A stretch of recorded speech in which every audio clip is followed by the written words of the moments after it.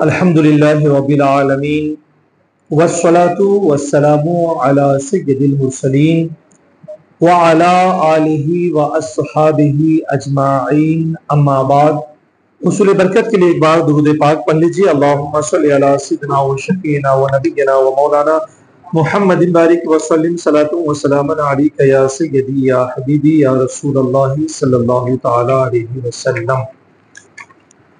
ایک بار اور درود پاک پڑھ لیں۔ اللہم صلی علی سیدنا و شفیعنا و نبینا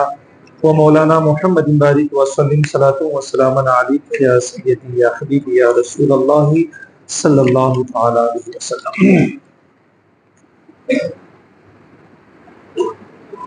رمضان المبارک کے آخری عشرہ کی تاخیراتوں میں آج کی یہ چوتھی تاخیرات یعنی 27ویں رمضان المبارک ہے۔ تاخیراتوں میں اس تاخیرات کو بڑی خصوصیت اور اہمیت حاصل ہے، اور وہ یہ کہ آج کے ہی دن تقریباً جگہوں پر ختم قرآن کا اہتمام کیا جاتا ہے، اور بالخصوص تاخیراتوں میں اللہ کریم نے جو ایک رات کو لیلۃ القدر کا درجہ عطا فرمایا ہے، اکثر علماء نے اس بات پر اتفاق کیا ہے کہ وہ تاخیرات جو لیلۃ القدر ہے وہ 27ویں شب کو ہی ہے۔ ظاہر سی بات ہے کہ 27ویں شب کو ہونا یہ کسی کا اپنا تجربہ ہے، ایک اندازہ ہے، ایک علم ہے، پا لینا ہے۔ بہتر نظریہ وہی ہے کہ اللہ کریم نے تاخیراتوں میں سے کسی ایک رات کو قدر والی رات بنایا ہے، اور ہمیں چاہیے کہ ہم ان تمام تاخیراتوں کا یکساں ادب و احترام کریں اور کثرت سے عبادت بجا لائیں۔ جو رات قدر والی رات ہو، اس کی اہمیت اور اس کی خصوصیت پر اللہ کریم نے مکمل ایک سورہ مبارکہ سورہ قدر کے نام سے نازل فرمائی، اور ارشاد ہوا کہ انا انزلناہ فی لیلۃ القدر، کہ ہم نے اس کو یعنی قرآن کو قدر والی رات میں اتارا۔ ظاہر سی بات ہے کہ قرآن کا جو نزول ہوا ہے وہ حضور نبی کریم علیہ الصلوۃ والسلام کے اعلان نبوت کے بعد کم و بیش 23 سال کے عرصے میں قرآن پاک کا تھوڑا تھوڑا ضرورت کے حساب سے نزول ہوتا رہا، لیکن اللہ کریم نے یک بارگی اپنے محبوب پر مکمل قرآن کو بھی نازل فرمایا۔ اور جہاں تک بات ہے مہینوں کا، تو مہینے کو متعین کر دیا گیا، اور قرآن پاک نے واضح فرما دیا کہ شہر رمضان الذی انزل فیہ القرآن، کہ رمضان کا وہ مہینہ جس میں قرآن کو اتارا گیا۔ اب رہی یہ بات کہ آخر رمضان کا مہینہ تو طے ہے، مگر آخر تاریخ کون سی ہے، دن کون سا ہے، وقت کون سا ہے، تو اس کو متعین قرآن پاک نے اس طور پہ کیا کہ انا انزلناہ فی لیلۃ القدر، کہ ہم نے قرآن کو قدر والی رات میں اتارا۔ اب یہ قدر والی رات کون سی ہے؟ تو قدر والی رات اتنی قدر والی ہے کہ آقا کائنات علیہ الصلوۃ والسلام اس کی تلاش میں رمضان المبارک کے پہلے عاشرے کا بھی اعتکاف فرمایا، اور پھر آقا کائنات علیہ الصلوۃ والسلام نے پہلے عاشرے کا اعتکاف فرما کر فرمایا کہ مجھے وہ قدر والی رات ابھی نہیں دکھائی گئی، حتیٰ کہ آقا کائنات علیہ الصلوۃ والسلام نے اس قدر والی رات کی تلاش میں دوسرے عاشرے کا بھی اعتکاف فرمایا، اور پھر عالم یہ ہوا کہ آقا کائنات علیہ الصلوۃ والسلام نے فرمایا کہ وہ قدر والی رات مجھے دوسرے عاشرے میں بھی نہیں بتائی گئی، لہٰذا جن لوگوں نے میرے ساتھ اعتکاف کیا ہے وہ تیسرے عاشرے کا بھی اعتکاف فرما لے، اور پھر آپ نے تیسرے عاشرے کا بھی اعتکاف فرمایا۔ آپ اندازہ لگائیں کہ اس رات کی کتنی عظمت ہے، کیا شان ہے، کہ جب یہ بیان کر دیا گیا کہ نزول قرآن کا مہینہ جو ہے وہ رمضان المبارک کا مہینہ ہے اور اس میں ایک رات قدر والی رات ہے جس رات میں قرآن پاک کو نازل کیا گیا. آخر وہ رات کون سی ہے؟ جب قرآن نے متعین نہ کیا تو آقا کائنات علیہ الصلوۃ والسلام نے اس قدر والی رات کو تلاشنے کے لیے پہلے عاشرے کا بھی اعتکاف فرمایا, دوسرے عاشرے کا بھی اعتکاف فرمایا, تیسرے عاشرے کا بھی اعتکاف فرمایا اور فرما دیا کہ اے لوگوں سنو, اس قدر والی رات کو اللہ کریم نے آخری عاشرے کی تاخیراتوں میں رکھا ہے. یہ پیارے حبیب کا ہم پر کتنا بڑا احسان ہے کہ اگر وہ چاہتے تو صرف یہ کہہ دیتے کہ رمضان المبارک کے کسی بھی رات میں اللہ کریم نے اس کو مخفی رکھا ہے, یا یہ فرما دیتے کہ پورے رمضان المبارک کی طاق راتوں میں سے کسی ایک رات میں رکھا ہے, تو آپ سوچیں یہ 10 روز کی مشقت کو ہم برداشت نہیں کر پاتے ہیں, اس 10 روز کی طاق راتوں کی مشقت کو برداشت نہیں کر پاتے ہیں, تو پورے رمضان کی مشقت کو کیسے برداشت کرتے ہیں؟ یہ تو نبی کا احسان ہے ہم پر کہ اپنے اوپر مشقت کو برداشت کیا, کہ پہلے عاشرے میں بھی تلاش کیا, دوسرے عاشرے میں بھی تلاش کیا, تیسرے عاشرے میں بھی تلاش کیا, اور اپنی قربانیاں دے کر اپنی امتوں کے لیے فرما دیا کہ تمہیں اب پہلے عاشرے کی مشقت اس طرح اٹھانے کی ضرورت نہیں ہے, دوسرے عاشرے کی مشقت کو اس طرح اٹھانے کی ضرورت نہیں ہے, بلکہ تیسرے عاشرے کی بھی مشقت کو مکمل طور سے اٹھانے کی ضرورت نہیں ہے. اس کی طاق راتوں میں عبادت کرو, اہتمام کرو, اللہ کوئی نہ کوئی شب میں تمہیں قدر والی رات عطا فرما دے گا. اب دیکھیں کہ اس قدر والی رات میں اتارا گیا, قرآن نے اس کو کیا کہا؟ انا انزلناہ فی لیلۃ القدر, کہ ہم نے قرآن کو قدر والی رات میں اتارا. آخر قرآن کو اتارا اللہ کریم نے, یہ کہنے کی کیا ضرورت تھی کہ ہم نے قدر والی رات میں اتارا؟ یہ کہنا کہ ہم نے اتارا ہے اہل عرب کے سوال کا جواب ہو گیا, اہل عرب کے اعتراض کا جواب ہو گیا, اہل عرب کے بیزا الزامات کا جواب ہو گیا, جو یہ کہا کرتے تھے کہ قرآن اللہ کا کلام نہیں بلکہ اسے محمد عربی نے اپنی طرف سے بنا لیا ہے, جو حضور نبی کریم علیہ الصلوۃ والسلام پر یہ الزام بھرا کرتے تھے کہ کسی سے اس کلام کو لکھواتے ہیں اور اپنی طرف سے پیش کرتے ہیں, یا قرآن پاک پر جو طرح طرح کے الزامات دھرے جاتے تھے, اللہ کریم نے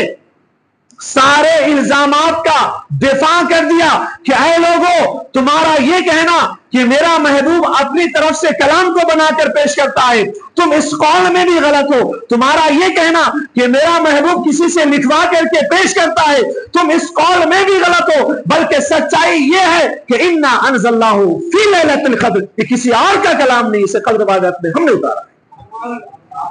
اچھا اگر اتنا ہی کہہ دیا جاتا کہ انزلناہ فی لیلۃ القدر, ہم نے اسے قدر والی رات میں اتارا ہے, تو بھی بات ختم ہو جاتی.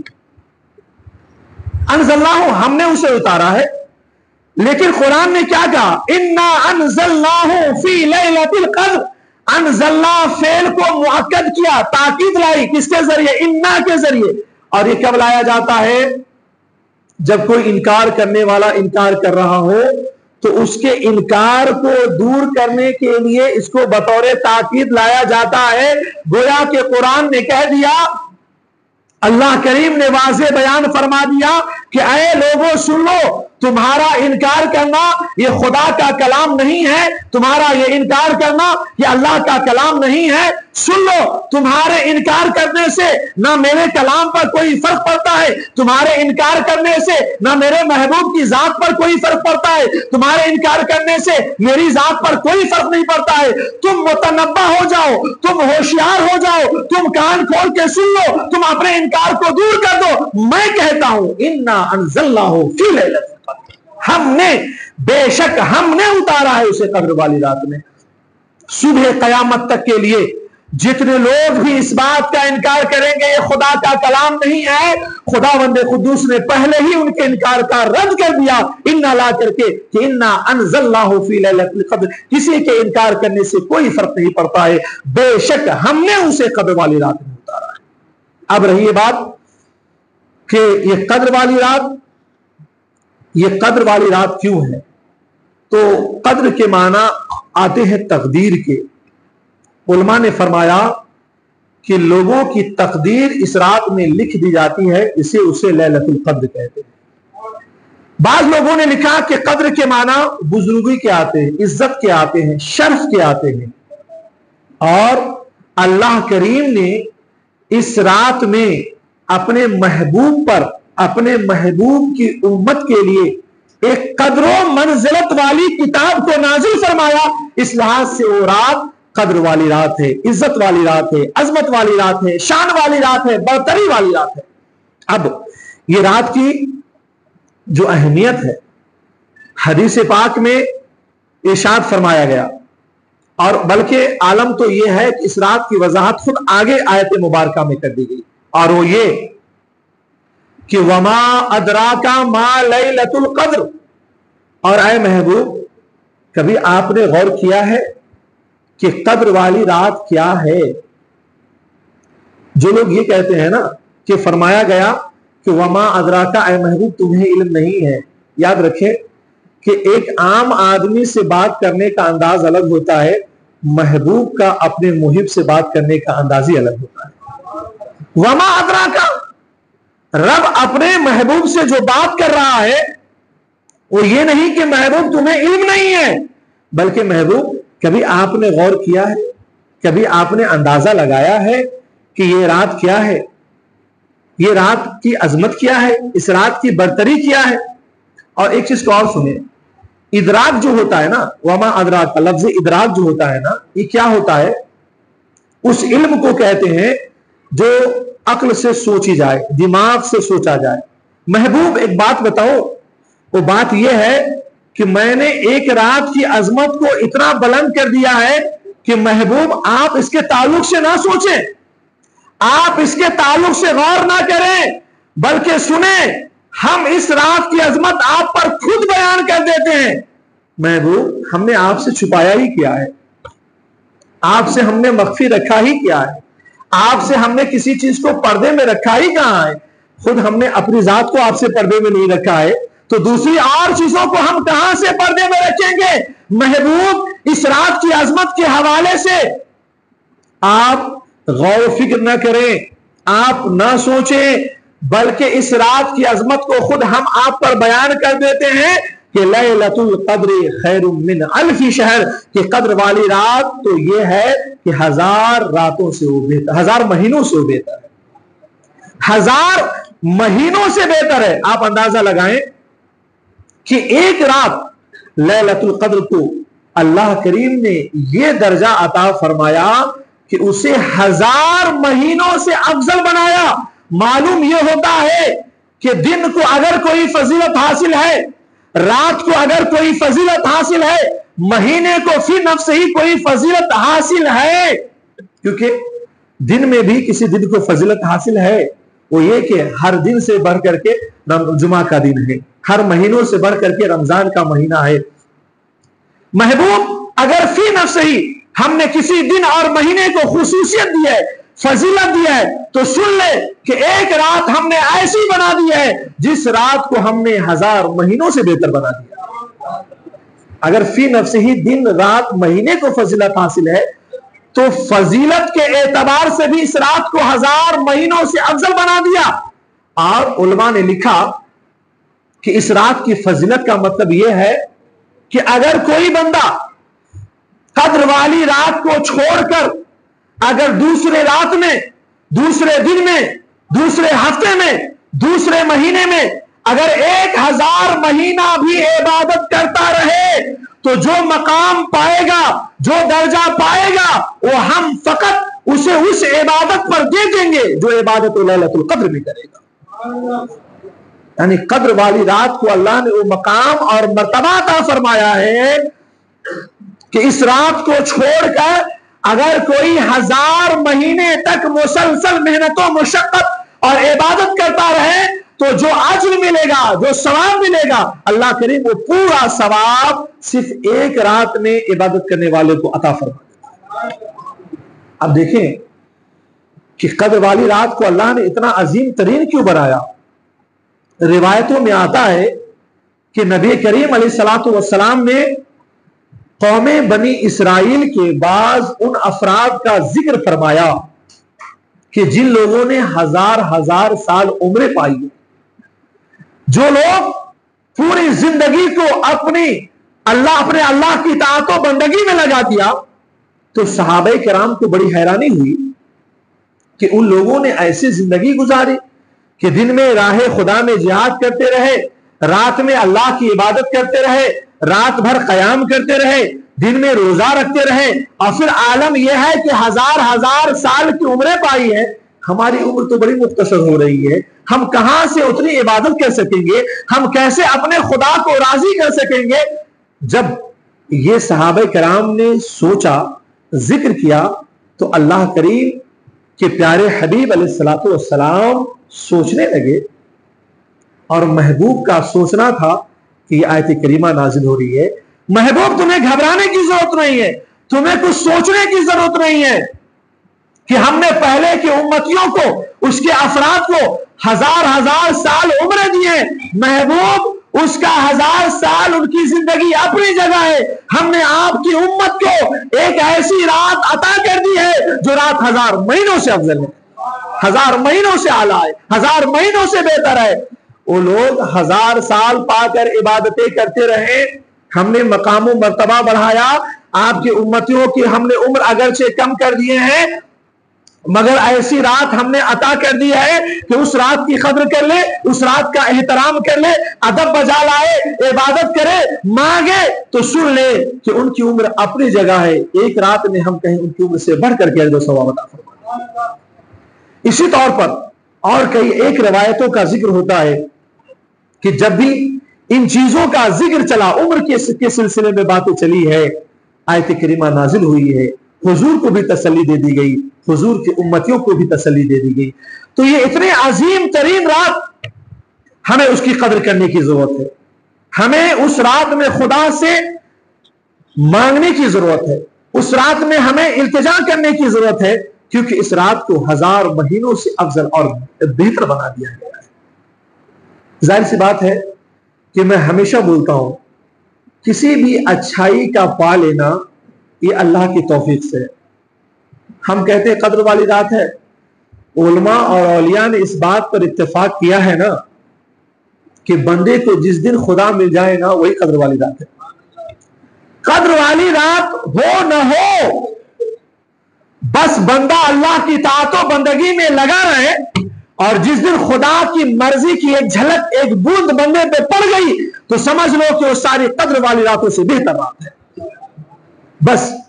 قدر والی رات تو اجر و ثواب کے لیے ہے، خدا کو پانا ہے تو ہمیں ہر رات کا احترام کرنے کی ضرورت ہے، ہر رات عبادت میں لگانے کی ضرورت ہے، ہر رات کو خدا کو پانے میں لگانے کی ضرورت ہے۔ اور پھر اس رات کی خصوصیت کیا ہے؟ آگے یہ فرمایا گیا کہ تنزل الملائکۃ والروح فیہا بإذن ربہم من کل امر سلام یا حتی مطلع الفجر۔ اور عالم اس رات کا حال یہ ہے کہ فرشتے اترتے ہیں، تنزل الملائکۃ، فرشتے اترتے ہیں، والروح فیہا، اور اس رات میں روح الامین بھی آتے ہیں۔ فرشتے تو آتے ہی ہیں، لیکن اس رات میں جبرائیل امین بھی آتے ہیں۔ چونکہ جبرائیل امین فرشتوں کے سردار ہیں، اس لحاظ سے اللہ کریم نے ان کا تذکرہ الگ سے فرمایا کہ عام فرشتے ہی نہیں، اے لوگوں اس رات میں ہم جبرائیل امین کو بھی بھیجتے ہیں۔ بعض روایتیں بتاتی ہیں کہ جبرائیل امین تشریف لاتے ہیں اور اس کے بعد 4 جھنڈے لے کر آتے ہیں، ایک مسجد نبی پہ گاڑتے ہیں، ایک کعبۃ اللہ پہ گاڑتے ہیں، ایک بیت المقدس پہ گاڑتے ہیں، اور ایک کوہ طور پہ گاڑتے ہیں، اور پھر فرشتوں کو پورے روئے زمین پر پھیلا دیا جاتا ہے کہ اے فرشتوں کی جماعت، جاؤ دیکھو کہ کون ایسا بندہ ہے جو آج کی رات میں اللہ کی اطاعت و بندگی میں اس کو منانے میں لگا ہوا ہے۔ اب رہی یہ بات کہ فرشتے کیوں آتے ہیں؟ آخر جب بندہ اللہ کی اطاعت و بندگی کر رہا ہے تو آخر یہ فرشتے کیوں آتے ہیں؟ علماء نے لکھا ہے کہ جب اللہ کریم نے آدم علیہ السلام کی تخلیق فرمائی تو فرشتوں نے اعتراض کیا تھا کہ مولا اس انسان کو کیوں بنا رہا ہے، انسان سے روئے زمین کو کیوں آباد کر رہا ہے، جو زمین پہ جا کر کے جنگ کریں گے، قتل و غارت گیری کریں گے، خون ریزیاں کریں گے، مولا ہم تیری عبادت کے لیے کافی ہیں. تو رب کریم نے فرمایا تھا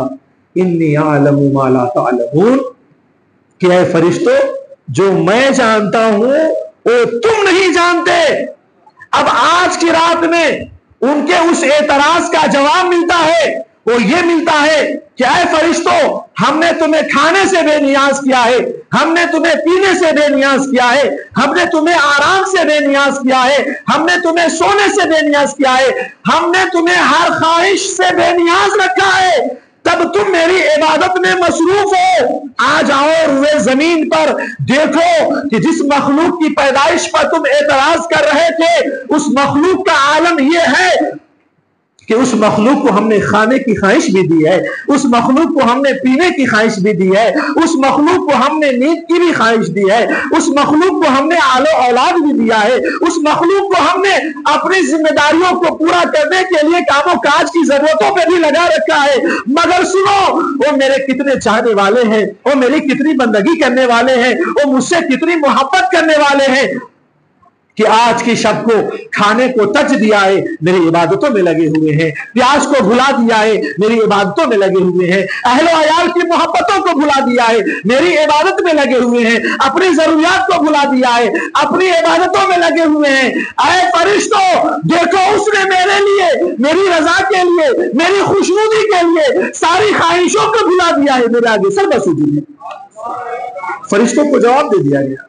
کہ دیکھو یہ بندے کتنے چاہنے والے ہیں. خدا کرے کہ اس چاہت کا ہم بھرم رکھ لیں،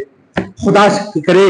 کہ فرشتوں کو جو جواب ملا ہے اللہ کریم کے اس فرمان پر ہم پورے اترتے ہوئے نظر آئے. تو علماء نے ایک وجہ یہ بھی لکھی ہے، ایک وجہ اور لکھی ہے کہ آخر فرشتے اترتے کیوں ہیں،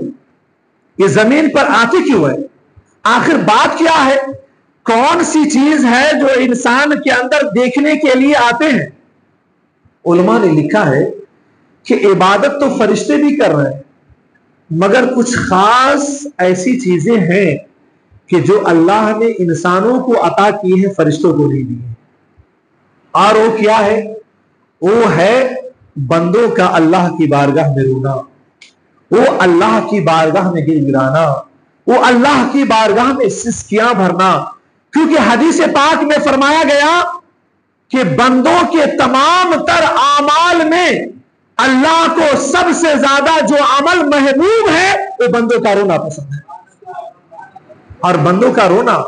یہ کوئی عام چیز نہیں ہے. تو علماء فرماتے ہیں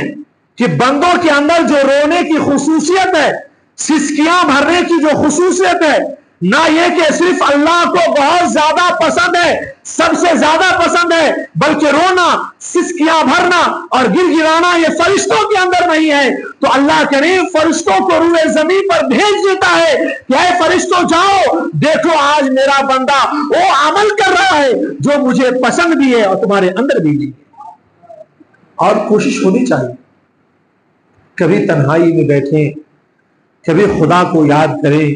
کبھی خدا کے عذاب کو یاد کریں اور ضرور آنسو بہانے کی کوشش کریں.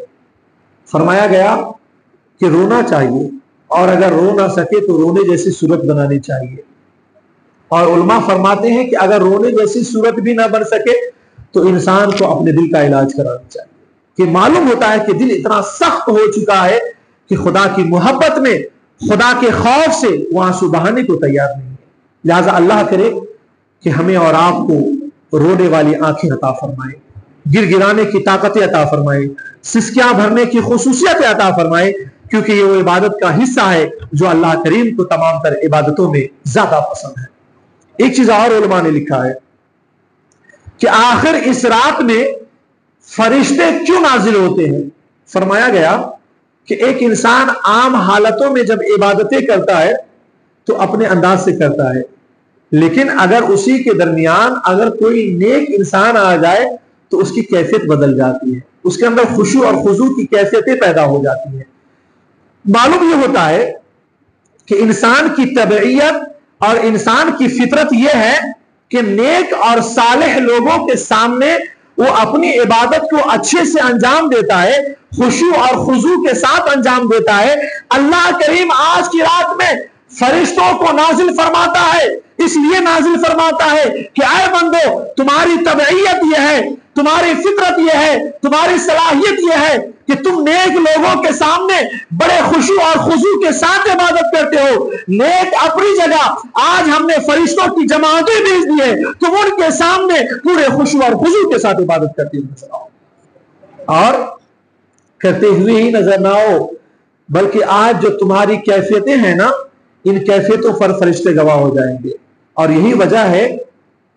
کہ یہ فرشتے کل قیامت, آج تو دعائیں مغفرت کر ہی رہے ہیں, اور کل عالم یہ ہوگا کہ فرشتے اترتے ہیں روئے زمین پر, جبرائیل امین اترتے ہیں, کہا بِإِذْنِ رَبِّهِمْ مِنْ كُلِّ أَمْرٍ سَلَامٌ, اور یہ اپنے رب کے حکم سے اترتے ہیں. سبحان اللہ. آپ اندازہ لگائیں, فرشتوں کا آ جانا اپنی جگہ ہے, فرشتوں کا رب کے حکم سے اترنا یہ اپنی جگہ ہے. معلوم یہ ہوتا ہے کہ بندوں کی عبادت کو دیکھنا صرف فرشتوں کو منظور نہیں ہے, بندوں کی آہو گریا کو دیکھنا صرف فرشتوں کو منظور نہیں ہے, بندوں کی عبادت کرنا صرف فرشتوں کو دیکھنا منظور نہیں ہے, بلکہ یہ بندوں کی یہ وہ رات ہے کہ جس رات میں عبادت کرتے رہنا خدا کو اتنا پسند ہے کہ خدا تو دیکھ رہا ہے, فرشتوں کو بھی بھیج دیتا ہے کہ تم بھی دیکھتے رہو, ہمیں یہ پسند ہے, ہمیں یہ منظور ہے کہ فرشتوں کی عبادتوں کو تم بھی دیکھتے رہو. اب من کل امر سلام, اور ہر چیز کے لیے اس پر سلامتی بھیج جاتی ہے, یا یہ کہ ہر چیز سراپا امن و سلامتی والی بن جاتی ہے, یا پھر یہ کہ یہ فرشتے نازل ہو کر کے بندوں کے لیے امن و سلامتی کی دعا کرتے رہتے ہیں. کب تک؟ حتی مطلع الفجر, یہاں تک کہ طلوع فجر ہو جائے. ایک چیز یاد رکھیں کہ علماء نے لکھا ہے کہ اس چیز کی برکت کہ ہر چیز جو سلامتی والی ہو جاتی ہے یا ہر چیز پر سلامتی نازل کر دی جاتی ہے, فرمایا گیا کہ جب شب قدر کا وہ لمحہ, جو لمحہ اللہ کی بارگاہ میں مقبول ترین, دیکھیے اجر و ثواب کے اعتبار سے اس رات کا عالم یہ ہے کہ غروب آفتاب سے لے کر کے صبح طلوع آفتاب تک, طلوع فجر تک بندہ جو عبادت کرے گا اجر و ثواب ملے گا. مگر اس رات میں ایک لمحہ ایسا آتا ہے کہ جس لمحے میں اللہ کریم اٹھی ہوئی ہاتھوں کی دعاؤں کو قبول فرما لیتا ہے, مانگتی ہوئی زبانوں کی دعاؤں کو قبول فرما لیتا ہے, اور اس وقت وہ لمحہ بڑا اہم ہوتا ہے. علماء نے فرمایا کہ رات کی خصوصیت یہ ہے کہ یہ رات اپنے ابتدا سے ہی ٹھنڈک محسوس ہوتی ہے اس میں, اور اس رات میں خنکی کا احساس ہوتا ہے. عالم یہ ہے کہ اس رات میں جو صبح جو سورج طلوع ہوتا ہے وہ پوری تپش اور پوری روشنی کے ساتھ طلوع ہوتا ہے, اور اس رات میں جو ایک لمحہ آتا ہے وہ لمحہ ایسا ہوتا ہے,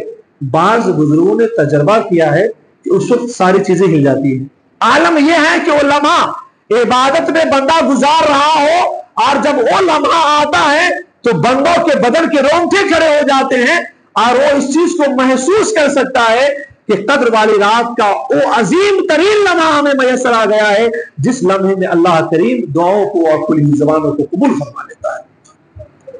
تو فرمایا گیا کہ ہر چیز کو امن و سلامتی والا بنا دیتا ہے. اب عالم یہ ہے کہ اس رات کے اندر یہ خصوصیت رکھی گئی کہ اس رات کے اندر یہ خصوصیت ہے کہ فرشتے بندوں پر سلامتی کی دعائیں کرتے ہیں. ظاہر سی بات ہے کہ سلامتی کی دعائیں مانگ رہے ہو تو فرشتے آمین کہہ رہے ہوتے ہیں, یا پھر یہ کہ فرشتے خود بخود رب کی بارگاہ میں دعا کر رہے ہوتے ہیں کہ مولا ان بندوں کو جو تیری عبادتوں میں لگے ہوئے ہیں انہیں امن و سلامتی عطا فرما دے. اب اس رات کی اہمیت اور اس لمحے کی اہمیت کو ہمیں اس لیے بھی سمجھنے کی ضرورت ہے کہ آج پوری دنیا میں نظریں اٹھا کر کے دیکھ لیں, آج امت محمدیہ انتہائی پریشان ہے, بلکہ امت محمدیہ اس حال میں زندگی گزار رہی ہے کہ جس کے دیکھنے کے بعد जिंदगी का तस्वुर तक नहीं होता है। अब मैं कहना यह चाहता हूं कि आज हम भी जब इस खौफ की जिंदगी में जब जी रहे हैं, तो अब हमारी जिम्मेदारी यह बनती है कि अल्लाह करीम ने हमें एक ऐसी रात अता फरमाई है, एक ऐसा लम्हा अता फरमाया है कि जब बंदा अमन मांग रहा होता है तो अल्लाह अमन अता फरमाता है, सुकून मांग रहा होता है तो सुकून अता फरमाता है। कोशिश करें कि अल्लाह से मांगते रहें और अल्लाह करीम हमें वो सुकून अता फरमा दे कि अब जो हम वहशत का माहौल महसूस कर रहे हैं, ये वहशत का माहौल खत्म हो जाए। जो जुल्म का माहौल हम महसूस कर रहे हैं, अल्लाह उसके सत्ते में जुल्म के माहौल को खत्म कर दे। जो बर्बरियत का माहौल हम महसूस कर रहे हैं, अल्लाह उसके सत्ते में ये बर्बरियत का माहौल खत्म कर दे। और ये कब होगा? जब जाग कर मुसल्लों पर बैठ करके हम रो रहे होंगे, गिड़गिड़ा रहे होंगे, सिसकियां भर रहे होंगे और अपने रब से मांग रहे होंगे। सच्चाई यह है कि रब देने में कोई कमी नहीं करता है। कमी है तो हमारे मांगने में कमी है, कमी है तो मांगने के सलीकों में कमी है, कमी है तो मांगने के अंदाज में कमी है। एक तो हमारा हाल यह है कि जिंदगी नाफरमानियों में गुजर रही है, और ऊपर से हाल यह है कि मांगने का सलीका भी नहीं है, मांगने की ताकतें भी नहीं है, मांगने का शौक और ज़ौक़ भी नहीं है। खुदा की कसम, उम्मत मुहम्मदिया अपने रब की तरफ रुजू कर ले, अल्लाह करीम जरूर कामयाबी अता फरमाए। अच्छा, एक बात है, नजरिया और सोच सबों के पास यही है कि हमारा आखिरी सहारा अल्लाह की जात है। वह आखिरी सहारा है तो उसे तलब भी तो करना पड़ेगा, उसे मांगना भी तो पड़ेगा, उसे तलाशना भी तो पड़ेगा। सिर्फ कह देने से नहीं होगा। याद रखें, सिर्फ दुआओं से काम नहीं चलता है, सिर्फ गिड़गिड़ाने से काम नहीं चलता है। कुव्वते आजमानी पड़ती है और फिर दुआएं करनी पड़ती है, तब अल्लाह कामयाबी अता फरमाता है। दुआएं भी हो और असबाब को भी अपनाया जाए, तदबीर को भी अपनाया जाए। आज के दौर में हमें जो तदबीर अपनानी है वो तदबीर को अपनाएं। और देखिए, जो कौम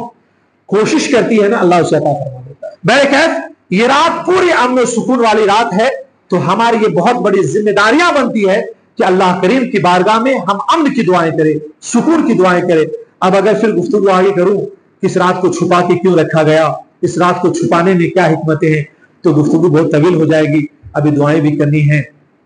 रात में इबादतें भी करनी है, लोगों को शहर के लिए बेदार भी होना है। बस ये होना चाहिए कि जो भी रात हम कसरत से अल्लाह की रजा की तलाश में लग जाएं, उसकी इबादतों में लग जाएं। और बिलखुसूस आज हमारे नौजवानों से गुजारिश करूंगा, आज नहीं मैं तो रोज करता आया हूं और हमेशा करूंगा, कि अल्लाह के वास्ते आप लोग अपने वक्त को, कीमती वक्त का सही इस्तेमाल करें, अपने वक्त को इबादतों में लगाएं। नहीं तो चुपचाप जा करके सो जाएं, गाड़ियां ना दौड़ाएं, क्रिकेट खेलने ना जाएं, सड़कों पर ठहर के पत्ते ना खेलें, इधर उधर ना घूमें। यकीन जानिए, हमारी रात क्या है, उस रात की अहमियत को समाज में हमने खुद भुला दिया है। हमने समाज को यह तस्वुर दे दिया गैरों को कि रात इबादत करने के लिए, घूमने की है, खेलने की है, कूदने की है, खाने की है, पीने की है। ये तस्वुर को खत्म करें और इस रात को अगर इबादत में लगाना है तो एक गुजारिश ये भी करूंगा कि नफिल इबादत पढ़ने के बजाय हो सके तो जो नमाजें छूट गई हैं उसको अदा करने की कोशिश करें। देखिए, नफिल नमाज पर अजर सवाब है, नहीं पढ़ेंगे तो कोई पूछ नहीं है, मगर जो नमाजें छूट गई हैं, कज़ा हो गई हैं, उस पर पकड़ है, उस पर पूछ है, उसको अदा करने की कोशिश करें। और मैंने तमाम नौजवानों से बारहा कहा है कि आप अपनी जिंदगी का एक अंदाजा लगा लें। आप 30 साल हैं, आप सोच रहे 15 साल तक हम पे नमाज फर्ज नहीं हुई, छाड़ते हैं आप। 15 साल की उम्र बची है, 5 साल आपने अगर नमाज पढ़े होंगे टोटल मिला के, तो आपके बच गए 10 साल। 10 साल का आप चार्ट तैयार करें, फजर कितनी नमाज है, जोहर कितनी नमाज है। हमारे नसरुल्लाह भाई ने के नौजवानों से कहा कि मैंने चार्ट बना के रखा है, जिसको जरूरत हो आकर के ले ले। कोशिश करें कि ऐसी रातों में जाग करके अगर नमाजें पढ़ते हैं तो जो हमारी नमाजें कज़ा हैं उसे अदा करें।